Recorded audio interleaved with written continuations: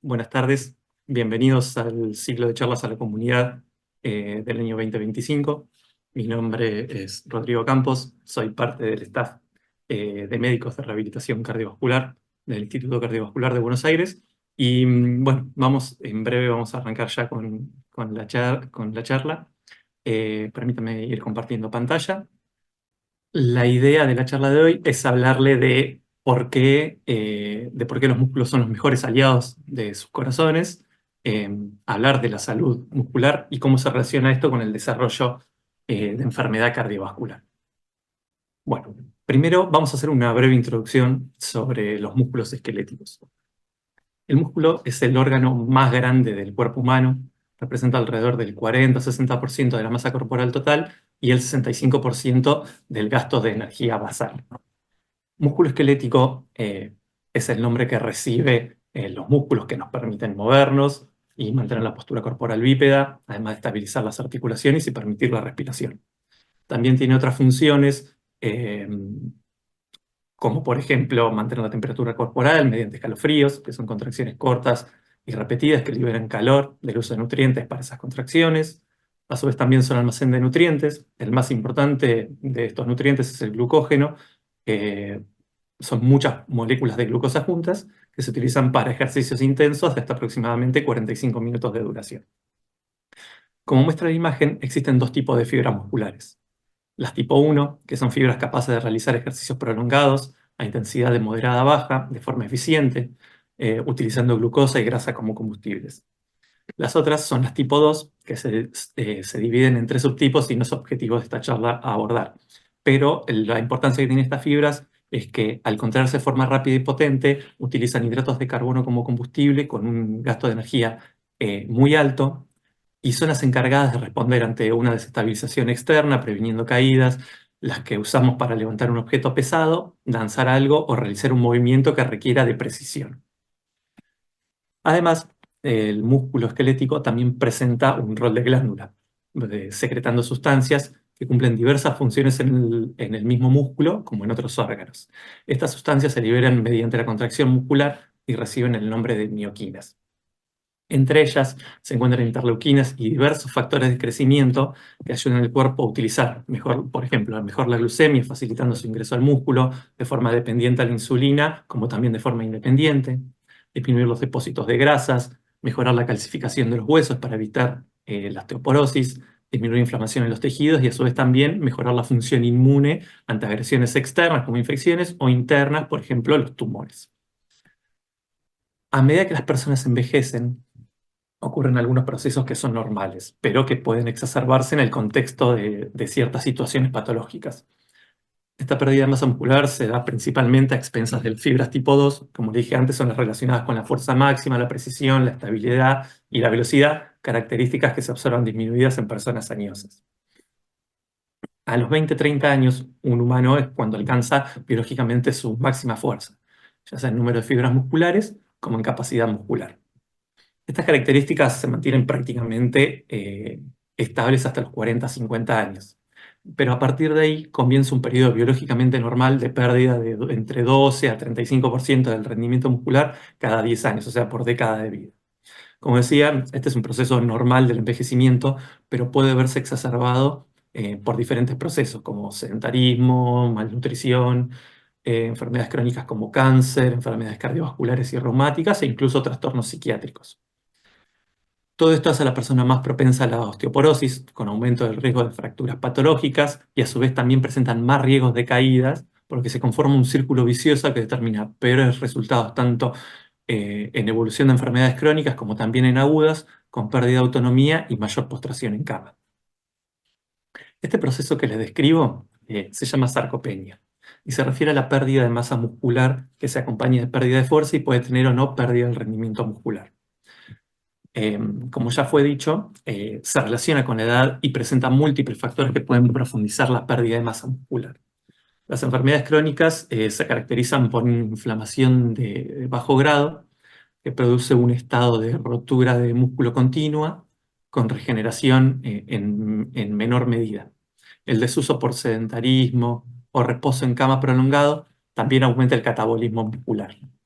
En el caso del alcoholismo se encuentra inhibida la síntesis de proteínas musculares y en los estados malnutritivos hay una disminución de esta síntesis debido al estado de estrés al que se somete el organismo. Por suerte también tenemos algunas intervenciones que nos ayudan a mantener la masa muscular. La más importante es realizar entrenamiento de fuerza, ya que el cuerpo es muy eficiente en la distribución de nutrientes y no mantiene lo que no utiliza. El consumo de proteínas de entre 1,4 y 1,6 gramos por kilo de peso permite disminuir la tasa de rotura muscular en situaciones de reposo prolongado. También hay algunos suplementos que se comercializan con una molécula que se llama HMB, que el cuerpo produce a través del metabolismo de un aminoácido, y se demostró que a dosis de suplementación disminuye la rotura muscular, como así también favorece el desarrollo de nuevo músculo. Esto último, obviamente, siempre y cuando exista un entrenamiento de la fuerza concurrente. Por último, pero no menos importante, el descanso adecuado de al menos 7 horas de sueño favorece la regeneración de los tejidos y el desarrollo de los músculos, obviamente en contexto de un entrenamiento de fuerza. Bueno, retomando la imagen con la que iniciamos la presentación, vamos a ver qué le pasa a un músculo sarcopénico. Lo que vamos a encontrar es que disminuye la cantidad y calidad del músculo con pérdida principalmente de fibras tipo 2. Hay menor producción de energía, es decir, que el músculo es menos eficiente para utilizar los nutrientes para contraerse. Se pierde inervación, un músculo que no recibe estímulos nerviosos, que son las órdenes para contraerse, termina atrofiándose. La respuesta a hormonas y factores de crecimiento es menor. Aparecen depósitos de grasa dentro y entre las fibras musculares. Y finalmente, la disminución de la fuerza y el rendimiento muscular hace que la persona se mueva menos, por ejemplo, por miedo a caerse. Entonces se perpetúa el sedentarismo y la pérdida de masa muscular por desuso. Nada, todas estas cosas que le pasan al músculo no son solo en la parte motora. A su vez, con menos músculo también hay menos función de glándula y se pierden los efectos benéficos que vimos hace un rato en los diferentes tejidos corporales. Ahora bien, ¿cómo se relaciona la sarcopenia con la enfermedad cardiovascular? La enfermedad cardiovascular cursa con inflamación de bajo grado que favorece el desarrollo de sarcopenia. Eso es general a todas. Pero además, cada patología específica, por distintos mecanismos, también profundizan este proceso. En pacientes con insuficiencia cardíaca, la sarcopenia es muy común, estando presentándose en alrededor de 1 de cada 2 o 3 pacientes, o sea que es muy común. El mecanismo implicado se relaciona con la fatiga y falta de aire propia de la insuficiencia cardíaca, a lo que se suma la acumulación de líquido en los tejidos, disminuyendo la perfusión de los órganos no vitales, haciendo que el músculo sea menos capaz de utilizar oxígeno. Entonces, los pacientes con insuficiencia cardíaca y sarcopenia presentan peores resultados durante sus internaciones, a más de hospitalizaciones más recurrentes. Todo esto produce sarcopenia por desuso, ingresando en un círculo vicioso en el que hay fatiga, reposo y músculos menos eficientes para utilizar el oxígeno circulante, como les dije antes. En pacientes con enfermedad coronaria es un poco menos común, pero igualmente habitual. Comparten la inflamación de bajo grado como mecanismo causal, además de que los factores de riesgo cardiovascular se encuentran presentes en mayor o menor medida como agravantes. Los pacientes con enfermedad coronaria y sarcopenia además tienen peor evolución durante sus internaciones, tanto por síndromes coronarios agudos, infarto, sean infartos o no, mayor progresión de enfermedad coronaria ya establecida y mayor desarrollo de insuficiencia cardíaca. En el caso de los pacientes con enfermedad vascular periférica, estos son particularmente vulnerables a presentar sarcopenia, sobre todo en los miembros isquémicos, y el mecanismo también es multicausal. Los músculos de estos pacientes se encuentran expuestos a una inflamación prácticamente constante, secundaria a la isquemia por defecto de irrigación, y a su vez esto produce que escaseen los nutrientes para poder mantener un metabolismo saludable. El dolor y la claudicación intermitente, que así llamamos al dolor que produce la isquemia en los miembros, produce que el paciente haga menos actividad y el músculo se achique también, además por desuso. El resultado es que los eventos propios del envejecimiento, de pérdida de masa muscular, se aceleran en estos pacientes, con las fibras musculares tipo 2, que les conté antes, siendo las más sensibles al defecto de irrigación y las primeras en dañarse. Entonces, cuando existe sarcopenia en el paciente vascular periférico, es en contexto de una isquemia que evolucionó de forma crítica en el tiempo y se relaciona con más eventos cardiovasculares, ya sea en corazón, cerebro o miembros, con más amputaciones y peores resultados en salud. Los pacientes sarcopénicos que se someten a cirugía cardiovascular presentan una peor evolución en el posoperatorio, con más días de internación, mayor cantidad de complicaciones y una resolución más lenta. En el preoperatorio, algunos pacientes, generalmente los más críticos, los que están más sintomáticos, esperan su cirugía internada. A los mecanismos de las patologías específicas por las que van a cirugía, también se suma la estancia hospitalaria, el reposo prolongado en cama, movimientos limitados por síntomas, todos factores que promueven la sarcopenia, con disminución de la fuerza y la performance muscular por desuso, incluso de los músculos respiratorios que, como muchos postoperados sabrán, son muy importantes en la recuperación luego de la cirugía. Y a su vez, en el posoperatorio pueden extenderse estos factores ya presentes en el preoperatorio, además del catabolismo, que es la rotura aumentada, digamos, del músculo por la inflamación propia de una gran cirugía, que puede ser con circulación extracorpórea, una relativa malnutrición por ejemplo, que cueste comer después de la cirugía, un poco de falta de apetito, etcétera, y predisponiendo y perpetuando, lo que predispone y perpetúa la sarcopenia.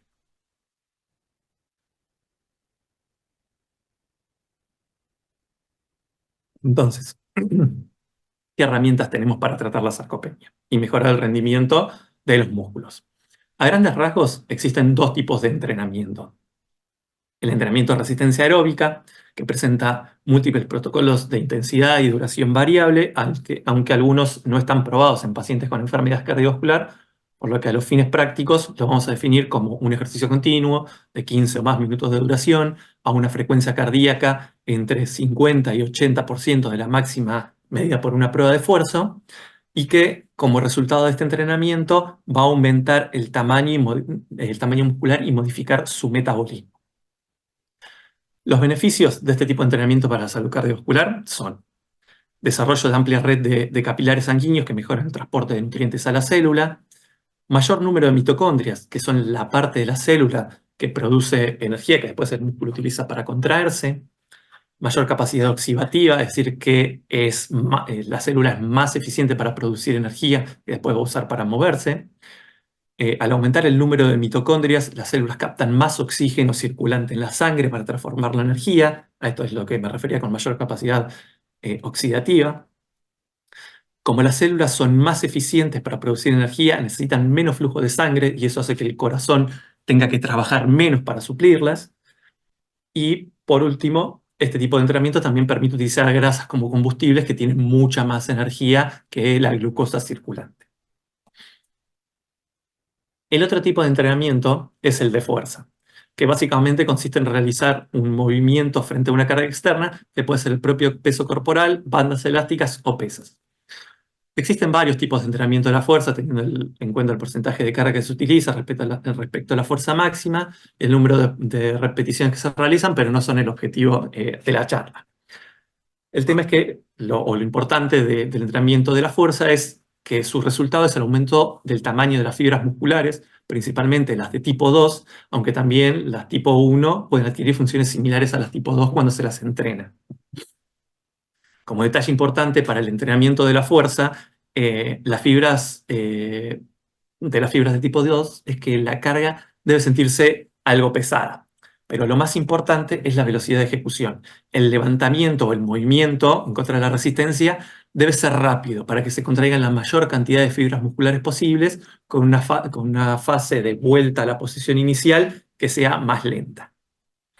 Los beneficios que vamos a obtener con el entrenamiento de la fuerza van a ser mayor independencia en las actividades de la vida diaria, mejor equilibrio corporal, aumento de la reacción y de la capacidad de responder a un desestabilizante externo, por ejemplo, el tropezar, más precisión en los movimientos con mejorías en la motricidad fina. Simplificando un poco lo anterior, el ejercicio va a producir en el aparato cardiovascular un corazón más fuerte, que necesita menos trabajo para suplir las demandas metabólicas del cuerpo, Optimización de la circulación coronaria. En pacientes que tengan alguna obstrucción, alguna lesión coronaria, se van a ir formando pequeños vasos llamados circulación colateral que protege al miocardio de nuevas obstrucciones, y esto va a permitir que los síntomas de isquemia, como el dolor de pecho, aparezcan a frecuencias cardíacas más altas, o sea, a un esfuerzo un poco mayor. Mayor capilares sanguíneos en el resto de los tejidos hacen que los nutrientes lleguen más fácil a los tejidos y simplifiquen el trabajo que debe realizar el corazón, y mitocondrias que pueden producir más energía a una misma carga de trabajo cardíaco. Como agregado, les voy a contar brevemente las ventajas que tiene el ejercicio en prevención primaria o para ayudar a controlar los factores de riesgo cardiovascular. En el caso de la hipertensión, hay descensos agudos de la presión luego de un entrenamiento aeróbico de hasta 10% que dura entre 4 y 16 horas, pero no de forma uniforme en todas las personas. Esto va a depender de algunos factores. Hay pacientes que tienen una predisposición genética a presentar esta respuesta, mientras que otros no. El entrenamiento de fuerza no se va a relacionar con este descenso agudo, aunque sí a largo plazo se relaciona con descenso de los valores de presión arterial. Los pacientes que tienen un consumo de calcio de más de 1 gramo día, que es la dosis recomendada diariamente, tienen este fenómeno acrecentado. Y obviamente también el efecto varía con la medicación antihipertensiva, por lo cual es necesario que el tratamiento esté óptimo a la hora de comenzar un programa de actividad física. A lo largo de ambos entrenamientos se va a mejorar la función de los vasos sanguíneos, lo que logra mayor vasodilatación y descenso sostenido de los valores de presión, acompañando el tratamiento médico de base, obviamente. Con respecto a la glucemia y la diabetes, todos los programas para el manejo de estos elementos deben incluir ejercicio físico como método complementario al tratamiento dietario y farmacológico.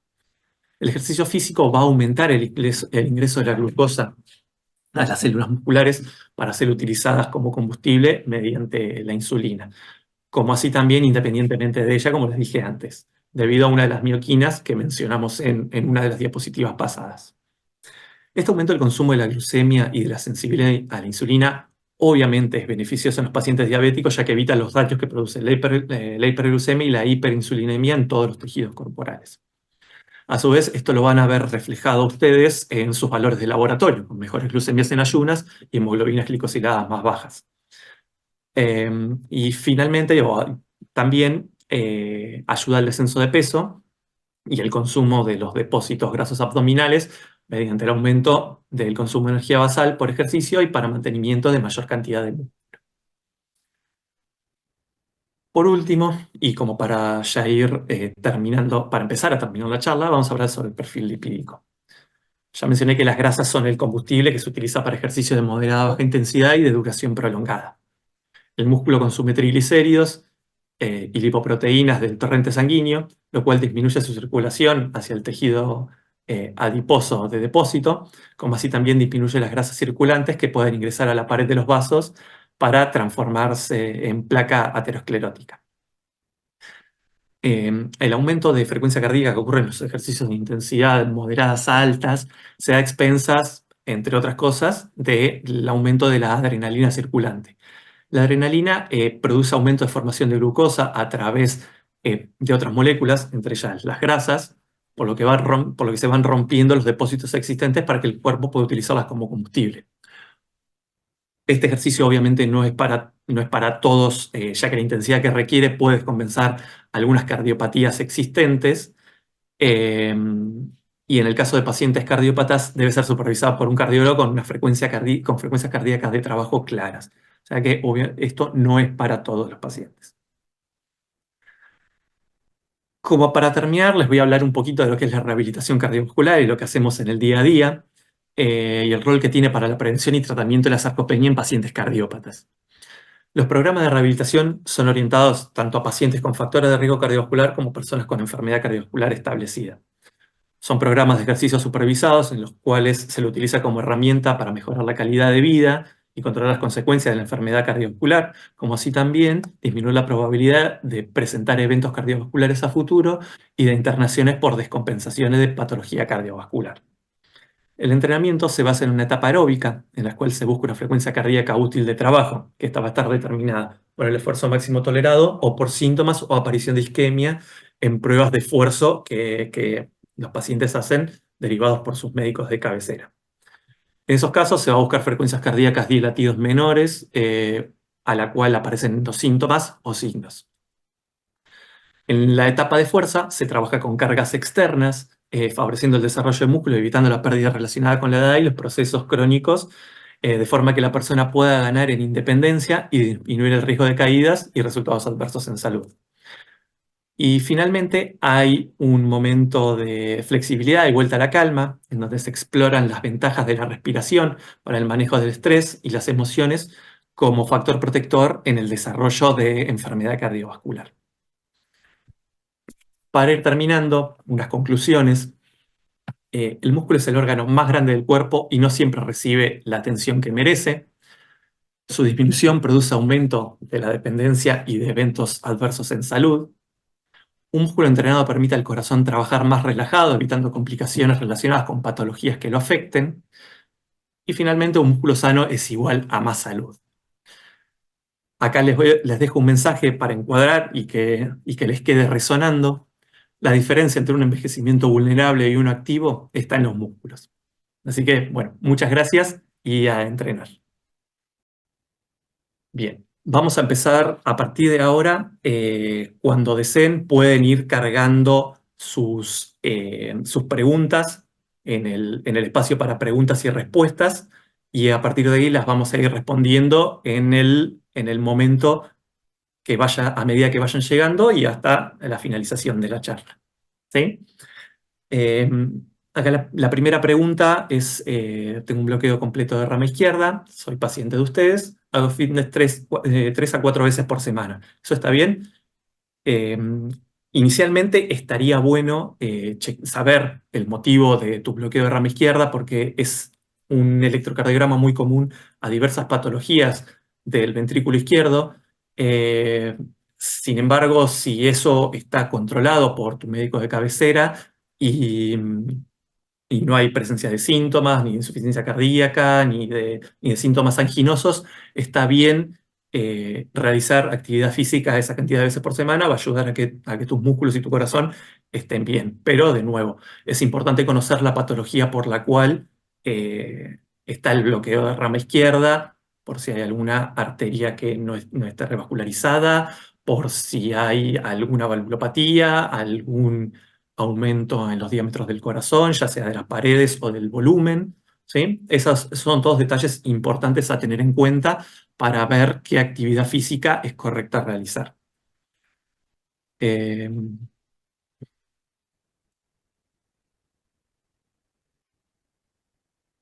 Acá hay otra pregunta. ¿El uso de creatina puede disminuir la sarcopenia? Bien, la creatina es uno de los suplementos más utilizados en el mundo del deporte, ya sea amateur como de alto rendimiento. Es uno de los pocos suplementos que tiene evidencia de que funciona. El tema al usarlo repetidamente en pacientes que puedan tener enfermedad renal, puede producir una sobrecarga de proteína y sobre todo de líquido, porque el efecto que tiene la creatina en el músculo es almacenar sustancias que el músculo mismo utiliza para contraerse más fuerte, de forma más potente, pero eso lo hace reteniendo agua. Entonces, la creatina no es para todos, estaría bueno que lo charles con tu médico, pero sí puede ayudar a disminuir la sarcopenia en el contexto de un entrenamiento de fuerza, pero no es para todos, ¿sí? Es necesario que esté adaptado a cada persona y a sus patologías de bases. ¿Hay centro de gimnasia en el ICBA? Sí, contamos con un centro de rehabilitación cardiovascular. Las fotos que mostré en la última diapositiva eh, son de nuestro centro de rehabilitación, que se encuentra en el gimnasio FITER, que está en la calle Miguel Sánchez, al lado del Club Ciudad de Buenos Aires. Eh, está apuntado a pacientes con enfermedad cardiovascular como con factores de riesgo. Es un programa de ejercicio controlado que siempre hay un médico, un técnico y profes de educación física que van guiando las clases. Así que si tenés algún tipo de patología y te interesa realizar estos entrenamientos en el ICBA, más que invitada. Eh, Acá hay otra pregunta. ¿El músculo es un órgano? Sí, por supuesto. Todas las partes de nuestro cuerpo son órganos. Digamos, el músculo es una parte de nuestro cuerpo que cumple una función y es una si vamos a una definición teórica, el órgano es un conjunto de tejidos. Y en nuestro cuerpo prácticamente todas las partes son sumas de tejidos. El músculo es un órgano, es el órgano más grande, como les dije, el músculo esquelético es el órgano encargado del movimiento de todas nuestras extremidades, como así también por ejemplo, cuando estoy hablando estoy utilizando músculos, cuando estoy respirando estoy utilizando músculos, cuando muevo los ojos estoy utilizando músculos. Todas esas funciones eh, son parte de este gran órgano que es el músculo esquelético.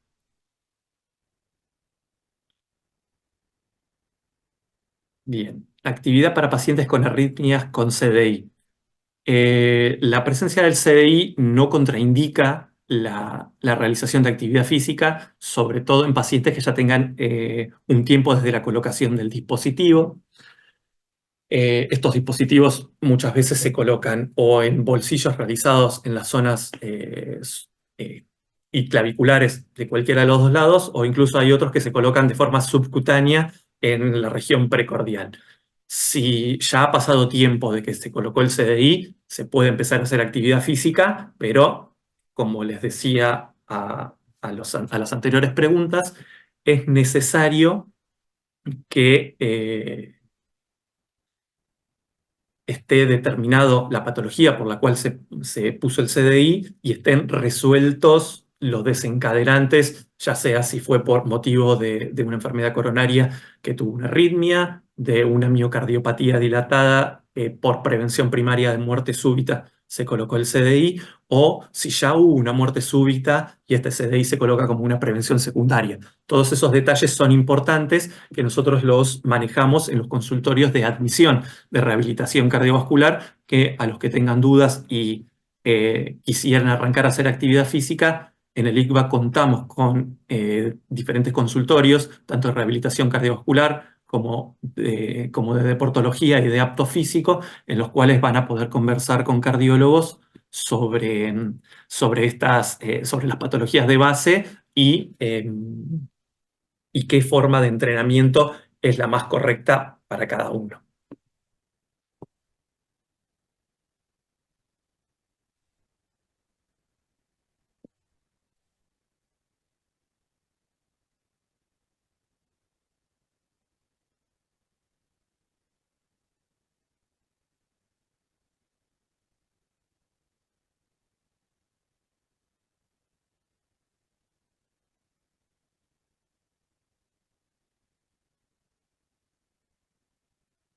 Eh, a partir de qué número se considera presión alta para la mínima, eso también, eso por definición es a partir de los 80 milímetros de mercurio, lo que nos dicen las guías. A partir de 85 se considera prehipertensión y a partir de los 90 milímetros de mercurio se considera hipertensión. Cuando hablo de 80, 85 y 90, es como está definido, muchas veces para hacerlo de forma didáctica, nosotros lo explicamos como 8, 8,5 o 9. Muchas veces se los comentamos de esa forma.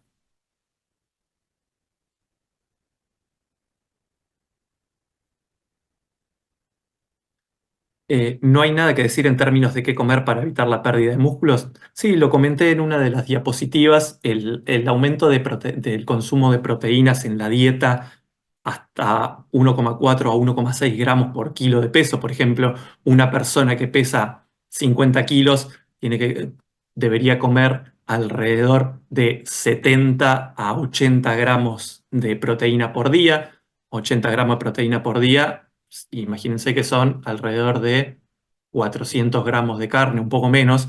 En promedio, las carnes tienen 20 gramos de proteína por cada 100 gramos crudo.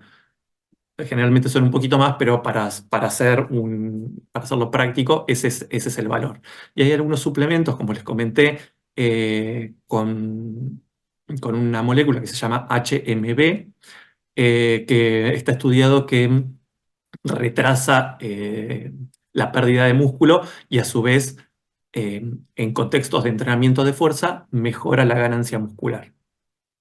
Pero, de nuevo, para evitar la pérdida de músculo, lo más importante, además de lo nutricional, es moverlo. El cuerpo no va a mantener durante mucho tiempo o no va a mantener mucho algo que no está usando en cuanto al músculo, porque, eh, digamos, envía los nutrientes a los órganos más necesarios, a los órganos más vitales, como el corazón, los pulmones, los riñones, el hígado, el cerebro, y cuando uno está quieto y solo utiliza su cerebro, el resto del cuerpo no va a recibir, no va a recibir muchos nutrientes, va a recibir lo mínimo indispensable. Entonces, alguien que está durante mucho tiempo quieto no necesita mover sus extremidades y el cuerpo lo detecta como que es algo no necesario y deja de enviar eh, nutrientes. Por eso lo más importante para evitar la pérdida de músculo es el entrenamiento y sobre todo el de la fuerza.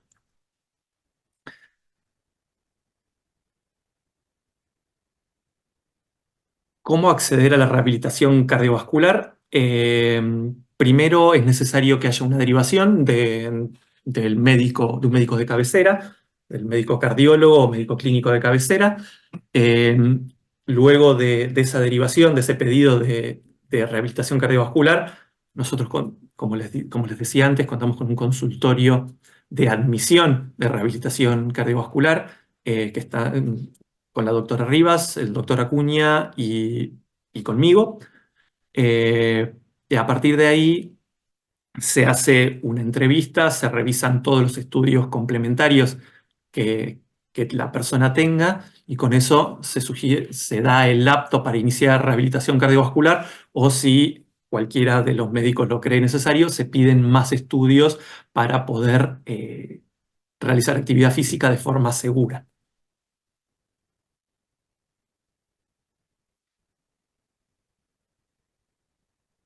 Buenas noches, gracias por la información. Tengo una cirugía de triple bypass y posteriormente me pusieron dos stent. ¿Qué actividad debo desarrollar? Bien, esta pregunta es algo muy común. Muchos de nuestros pacientes tienen enfermedad coronaria que requirieron o colocación de stent o realización de cirugía de bypass o incluso, como en esta pregunta que acabo de comentar, las dos cosas. Em, la realidad es que puede realizar tanto actividad aeróbica como actividad de fuerza. Muchas veces lo que hacemos es, cuando un paciente ingresa a la rehabilitación cardiovascular, es hacer unas primeras semanas, sobre todo si no ha realizado actividad física durante un tiempo, de adaptación al entrenamiento, que la persona empieza a moverse, empieza a sentirse más cómoda, empieza a realizar un esfuerzo que quizás no ha estado realizando y con el tiempo ir aumentando la intensidad. Pero tanto la actividad aeróbica como la actividad de fuerza están recomendadas para una persona que haya tenido alguna intervención en sus arterias coronarias, ya sea percutánea, por hemodinamia o cirugía a corazón abierto.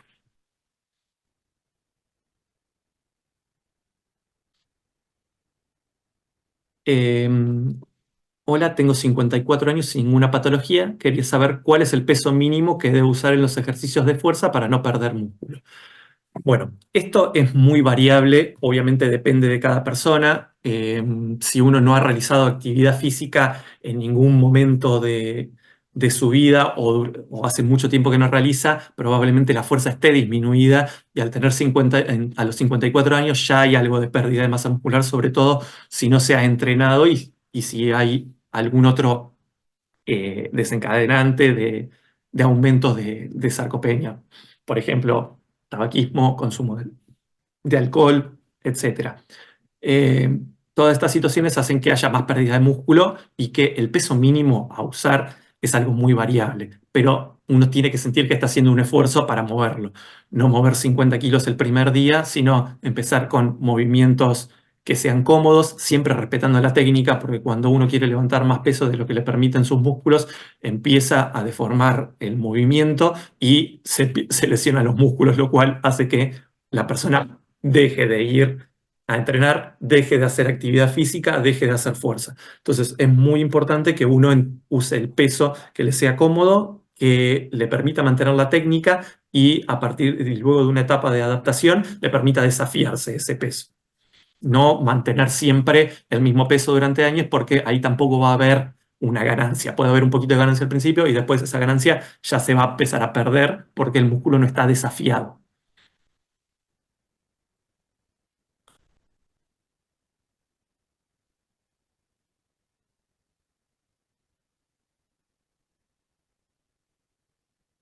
¿Es recomendable el elíptico y cuánto tiempo? Sí, es una actividad aeróbica. La idea es que sea a un esfuerzo que se sienta entre algo intenso e intenso, no más que eso.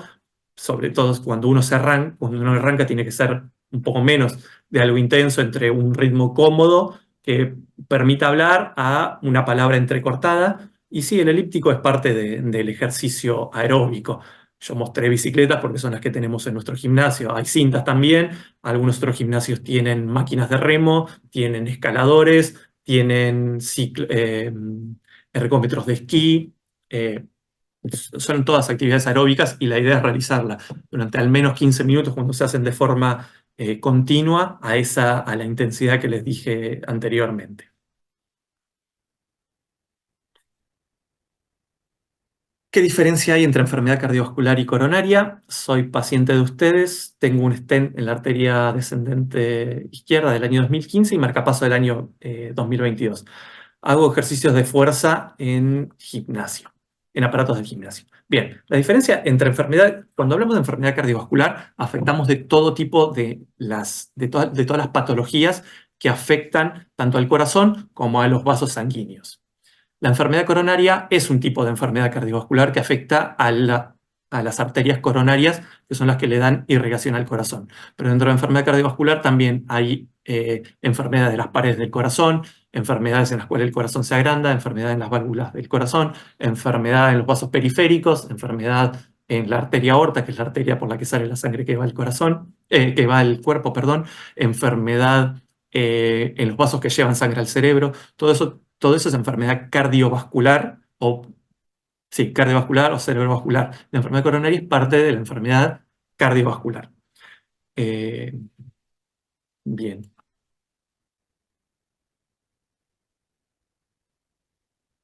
Los calambres en las piernas y el síndrome de piernas inquietas es producto de mucho o poco ejercicio. Muchas veces el síndrome de piernas inquietas es más bien es una representación de un trastorno de ansiedad. Generalmente se encuentran en pacientes que no pueden manejar bien su ansiedad de alguna u otra forma, no terminan de enfrentar alguna frustración que lo está aquejando y se representa por esto, durante la noche hay mucho movimiento de piernas, un descanso subóptimo, viene relacionado más que nada por eso, el síndrome de piernas inquietas. Y los calambres depende, puede venir en contextos de sobreentrenamiento, falta de entrenamiento, isquemia de los miembros. Es difícil determinar por qué son los calambres en una pregunta por Zoom. En todo caso, sería bueno hacer una consulta para descartar situaciones que permitan o que requieran más atención y uno pueda decir, bueno, esto requiere más entrenamiento o requiere más descanso.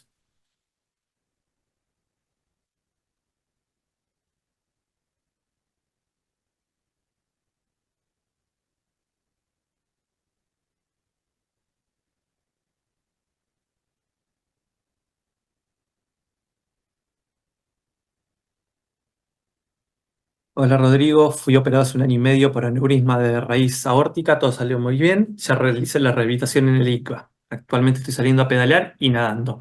¿Recomendás que haga complemento en un gimnasio también? Bueno, idealmente sí, estaría bueno hacer un poco de entrenamiento de fuerza. Los dos entrenamientos que vos me nombrás son entrenamientos de tipo aeróbico, lo cual está perfecto que hagas, pero muchas veces, o muchas veces no, generalmente es necesario el entrenamiento de la fuerza. Te va a hacer sentir un poco mejor tanto en el pedaleo como en la natación, y además va a ayudar a que tus músculos estabilicen mejor tus articulaciones para evitar cualquier tipo de lesión relacionada con el sobreuso de ejercicios aeróbicos de alto aliento, sobre todo bueno, los dos son de larga, digamos, de larga duración cuando se los realiza de forma aeróbica. Así que el complemento de gimnasio en este caso vendría más bien como eh, de manera preventiva para evitar lesiones.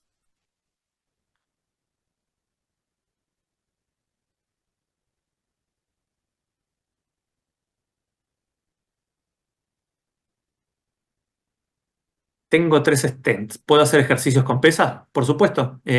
Si ya está, cuando en el contexto de enfermedad coronaria, lo importante para empezar a realizar ejercicio es la distancia a un evento coronario agudo, si es que lo hubo, al dolor de pecho que haya necesitado internación y esa colocación de stent, o si fueron en el contexto de una isquemia que se encontró por un estudio, por ejemplo, un estudio de esfuerzo, o un dolor de pecho que fue apareciendo de a poquito, pero que no requirió internación. En esos casos, si no hubo un infarto, el entrenamiento puede empezar de forma prácticamente luego del alta, cuando termina de cicatrizar la zona de la punción. Se puede hacer ejercicios con pesas y se puede hacer ejercicios aeróbicos. La única contraindicación en este caso sería en una enfermedad coronaria que requiera todavía colocación de más stents y que todavía no se haya hecho. Eh, Solo eso sería la contraindicación en este caso.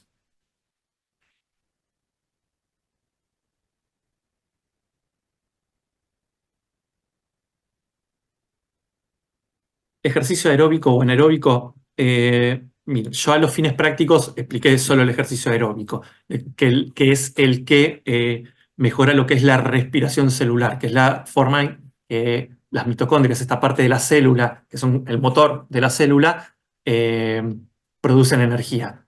Dentro del ejercicio aeróbico o dentro del entrenamiento de las mitocondrias, del entrenamiento que produce mayor capilaridad, mayor aumento de los capilares, mejor eficiencia energética. También hay entrenamientos aeróbicos que son a intensidades más altas durante menos tiempo que no requieren del oxígeno, o sea que se produce energía sin oxígeno. Cuando se produce energía con oxígeno es más eficiente, el esfuerzo es menor. Muchas veces los entrenamientos anaeróbicos requieren de intensidades más altas que los pacientes cardiópatas no pueden realizar o pacientes que no han realizado entrenamiento durante mucho tiempo. Es recomendable que no realicen hasta obtener una base aeróbica que les permita recuperarse mejor. Un entrenamiento aeróbico intenso de entrada hace que el paciente después o la persona después no quiera seguir entrenando porque termina muy cansada durante ese día, durante el día siguiente y no va a querer volver. Entonces uno trata de llevarlo despacio, empezar con entrenamientos aeróbicos a una intensidad más baja y que después, en todo caso, cuando el paciente ya vaya o la persona vaya ganando estado físico, incluir los entrenamientos anaeróbicos.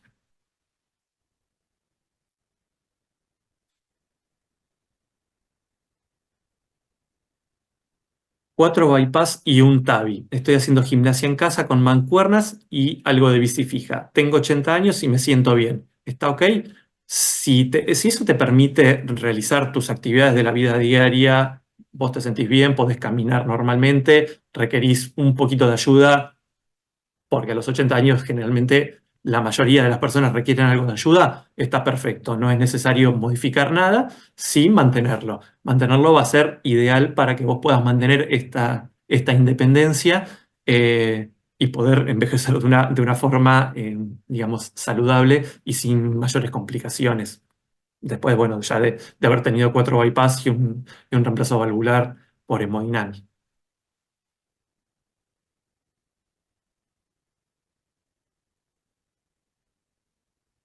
Bien, esta pregunta es interesante. Me atiendo en ICUA por un prolapso de válvula mitral severa con 2 cuerdas rotas próximamente a operarme.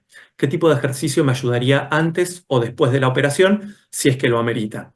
Bien, como les comenté anteriormente, la cirugía cardiovascular es un estresor muy importante para el cuerpo y generalmente en la etapa previa, muy probablemente tengas falta de aire cuando haces ejercicio, cuando te moves o incluso tengas falta de aire en tu estado basal, después te necesites dormir con varias almohadas, etc.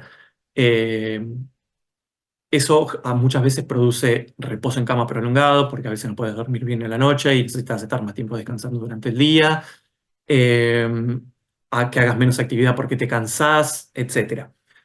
La idea o lo ideal en este caso sería hacer algo de ejercicio de fuerza como para que tus músculos no se queden quietos con con cargas que te permitan no tener síntomas, por ejemplo, sentado para hacer fuerza y no tener que aguantar el peso del cuerpo con la posición, estando parado.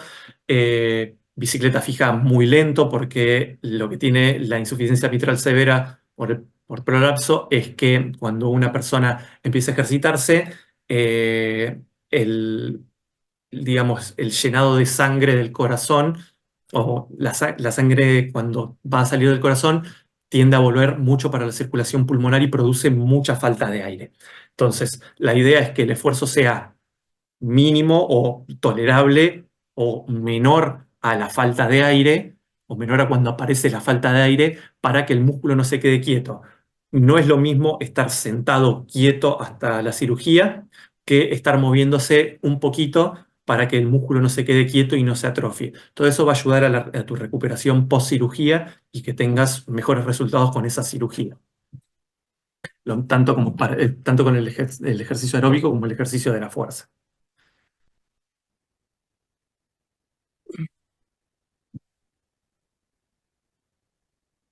Buenas tardes, doctor. Tengo 76 años y camino todos los días 20 minutos de forma aeróbica y ejercito los brazos con pesa de 3 kilos cada una. ¿Es mejor caminar o utilizar el caminador elíptico? La realidad es que no cambia demasiado cualquiera de los dos ejercicios. Son buenas opciones los dos. A veces es mejor caminar porque está lindo afuera y recibir vitamina D del sol va a ser claramente mejor que estar bajo un techo haciendo un elíptico. Hay días que no se puede caminar, entonces por lluvia, frío, etcétera. Entonces el elíptico es una mejor opción. No recomiendo ninguna por encima de la otra. Simplemente hace lo que tengas ganas de hacer en el día, que son dos buenas opciones.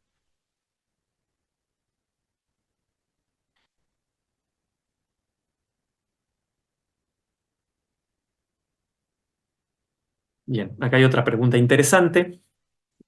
Soy paciente trasplantado y al tener un corazón denervado, no sé cuál es mi frecuencia cardíaca óptima porque llego a radios altos y me asusta.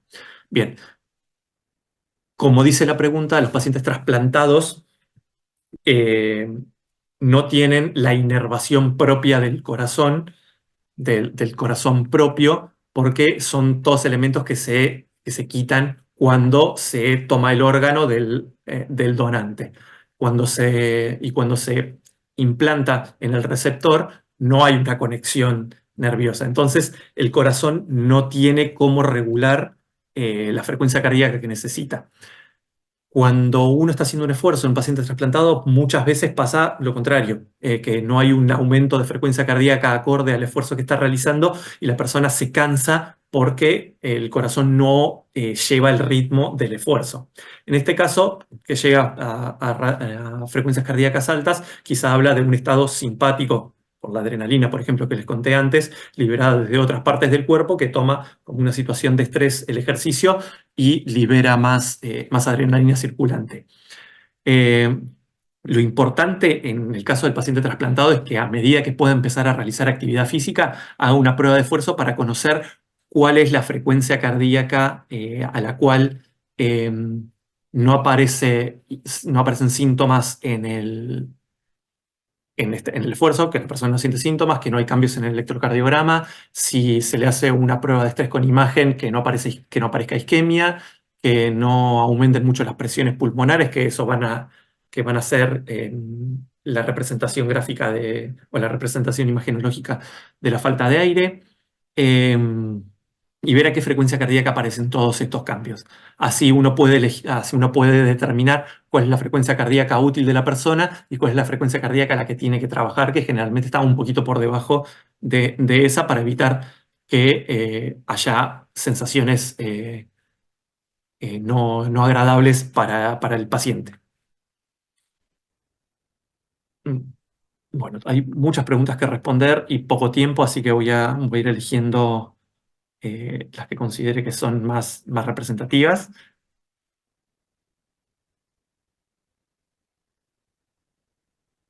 Bien, acá hay una pregunta que es muy importante. Camino 4 cuadras y tengo que detenerme. Yo sigo intentando, siempre caminé bastante. Debo insistir, es muy importante que si antes caminabas más y de repente empezás a caminar menos, hagas una consulta médica. De repente empezás a tolerar solo 4 cuadras cuando antes tolerabas 6, 8, 10, 12. Es importante que hagas una consulta médica porque hay que encontrar cuál es la causa de que camines menos. Una causa de eso es enfermedad coronaria y eh, hay que tratarla, ¿sí? Hay que manejar, así podés volver a caminar esas 4 cuadras y evitar que te pase, que tengas un evento coronario, ¿sí? Sí, puede ser eso, puede ser alguna miocardiopatía, puede ser alguna válvula, pero hay que encontrar por qué caminas 4 cuadras y te cansás. Y eso es muy importante que tenga una consulta médica como para encontrar esta causa.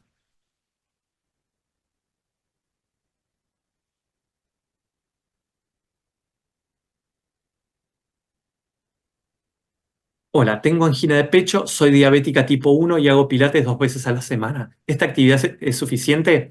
Bueno, primero que nada, hay que ver por qué es esa angina de pecho. Si es una angina de pecho, como decía del paciente anterior, si es una angina de pecho que ha progresado con el tiempo, hay que ver cómo está controlada tu diabetes, porque eso también nos va a determinar qué riesgo de que haya algo de enfermedad cardiovascular, de enfermedad coronaria hay en el caso de tu angina de pecho. Y hacer pilates 2 veces a la semana, si hay dolor de pecho cuando estás haciendo la actividad, hay que primero resolver eso para que puedas hacer actividad de una forma segura. ¿Sí? Para, digamos, como para dar un mensaje claro a todos, los pacientes que tienen síntomas realizando actividad física y no han tenido una consulta médica, necesitan tener esa consulta médica, porque esos síntomas son por algo. Hay que encontrar la causa de ese algo para poder hacer actividad física de forma segura. ¿Sí? Hacer actividad física sin tener un apto médico, sin tener los estudios complementarios necesarios o que muestren si la persona es apta para realizar el esfuerzo que está realizando, es peligroso para la persona, pues puede tener un evento coronario, un evento cardiovascular, un evento arrítmico, con las complicaciones que puede traer eso para la salud. Entonces, es muy importante que las personas que hacen actividad física y tengan dolor de pecho, tengan falta de aire, que ha ido progresando, cualquiera de las dos, tanto el dolor como la falta de aire, a cada vez menos esfuerzo, menos distancia caminada, es importante que tengan una consulta médica para resolver la causa de esa falta de aire, de esa angina, etcétera. ¿Sí?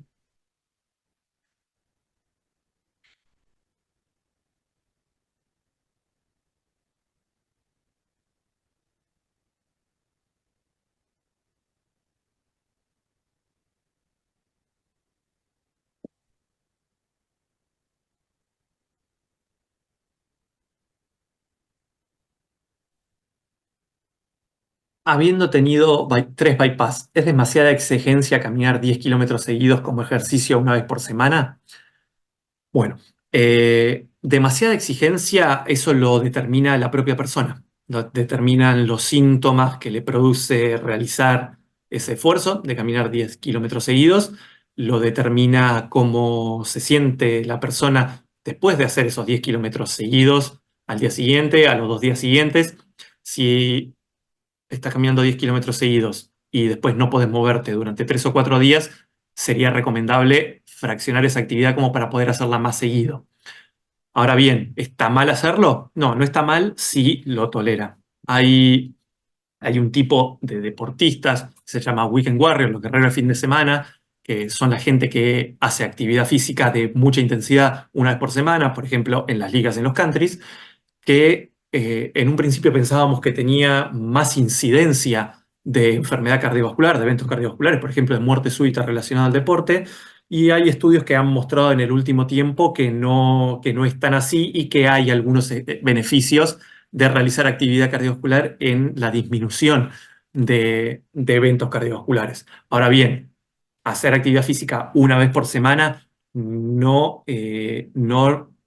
tiene los beneficios del entrenamiento programado, estandarizado y regulado de manera periódica. Hacer actividad física un día y descansar 6 no va a producir los beneficios del entrenamiento. Sí va a producir descenso en la tasa de eventos cardiovasculares, sí va a producir descenso en la tasa de mortalidad cardiovascular, pero no va a lograr una mejor condición física que permita más independencia, que permita mayor, no sé, por ejemplo, estabilización ante un estresor externo.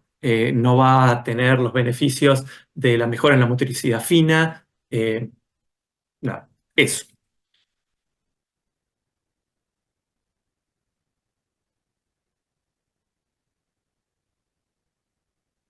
Bueno, hay muchas preguntas que se van repitiendo en cuanto eh, a, a bypass y reemplazos valvulares. Creo que ya la he dicho varias veces, así no vuelvo a responder la misma pregunta.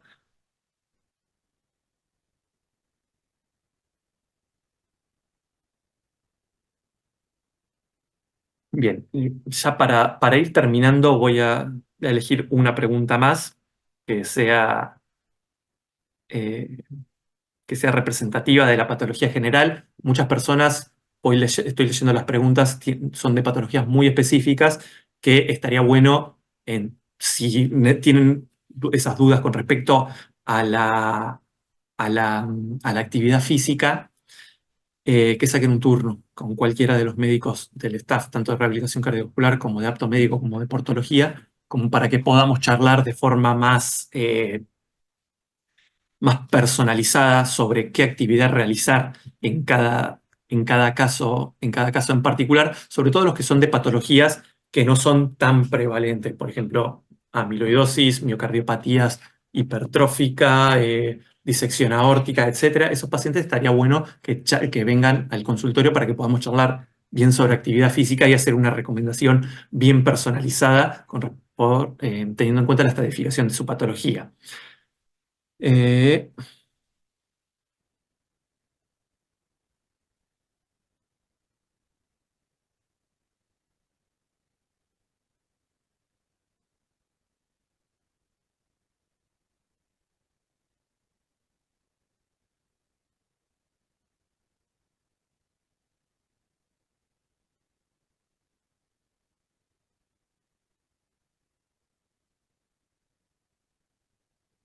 Bueno, y para terminar, voy a responder esta última pregunta. Tengo 2 operaciones coronarias, la última en el ICO en 2007, hago actividad diaria y deportiva, tenis el fin de semana.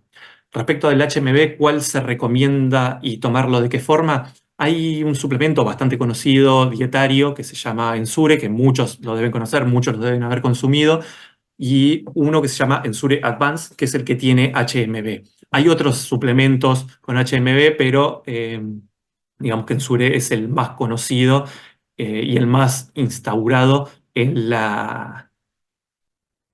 digamos, en el colectivo, ¿sí? Que la gente que la gente lo conoce, la gente conoce la marca Ensure y sabe que es un producto de buena calidad. ¿De qué forma, cómo se recomienda tomarlo?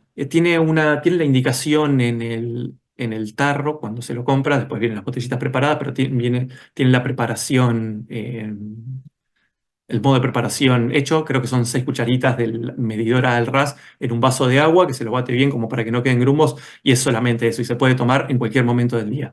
Ojo que el Ensure es un suplemento bastante calórico, y al tener tantas proteínas también produce saciedad. Así que la idea sería tomarlo o como reemplazo de comida o después del entrenamiento y medio alejado de una próxima comida, porque va a producir saciedad, disminuyendo la próxima ingesta. Y siempre es importante que que se hagan las comidas diarias, las 4 comidas diarias, con algunas colaciones si son recomendadas por nutricionistas, y el uso de suplementos es solamente si el alimento que se come durante el día no es suficiente para suplir las demandas que la persona necesita. Bueno, han quedado un montón de preguntas. Eh, por responder, como les dije, si tienen estas dudas, pueden sacar turnos con cualquiera de los médicos, tanto de rehabilitación cardiovascular que hacen consultorio, de apto físico, de admisión de rehabilitación cardiovascular o de deportología, para que la charlemos de forma más personalizada y poder darle una respuesta adecuada a sus dudas. Mil disculpas por no responder todas, pero bueno, el tiempo es finito y ya para las 7 de la tarde tenemos que terminar esta actividad, esta charla con la comunidad. Les agradezco mucho haberse conectado, espero haber sido claro, haber hecho que entiendan la importancia que tiene el músculo, que muchas veces simplemente pensamos que es algo estético o, o algo que es para hacer solo deporte como un divertimento, y la realidad es que tiene un peso en la salud cada vez más importante y que le estamos empezando, o que ya venimos hace unos años dándole cada vez más bola desde todas las especialidades médicas. Yo lo digo desde la parte cardiológica. ¿Sí? Así que nada, muchas gracias y será hasta la próxima.